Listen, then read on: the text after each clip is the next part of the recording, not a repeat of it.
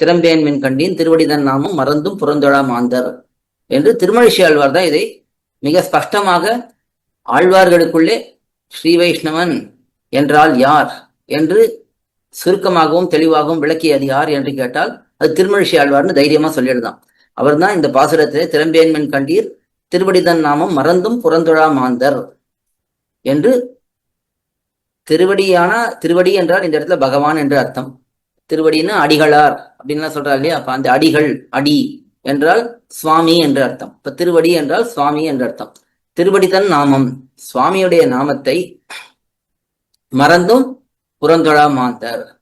யாவர் ஒருவர் ஒருவேளை சுவாமியுடைய நாமத்தை மறந்தாலும் கூட மற்றவர்களுடைய வாசலிலே போய், மற்ற தேவதைகளுடைய வாசலிலே போய் நிற்காதவர்கள், மற்ற தேவதைகளை தொழாதவர்கள் என்று இதுக்கு அர்த்தம். அதாவது திருவடித்தன் நாமம் மறந்தும் புறந்தொழா மாந்தர்னு முழு வாக்கியமா வச்சுக்கணும். அது மறந்தும் புறந்தொழா மாந்தர்னு மறந்து போய் கூட மற்ற தேவதைகளை சேவிக்காதவர்கள்னு பொதுவான அர்த்தம் சொல்லுவார்கள். ஆனா அந்த வாக்கியம் திருவடித்தன் நாமம் மறந்தும் புறந்தொழா மாந்தர். ஒருவேளை பகவானுடைய நாமத்தை மறந்தால் கூட, இப்படி மறப்பார்களா? ஸ்ரீ வைஷ்ணவர்களா இருக்கக்கூடிய மறப்பார்களான்னா மறக்க மாட்டார்கள்.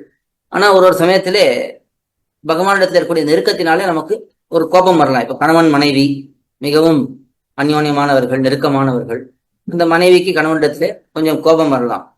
அப்பொழுது அந்த மனைவி கணவனிடத்திலே பேசாமலே இருக்கலாம்.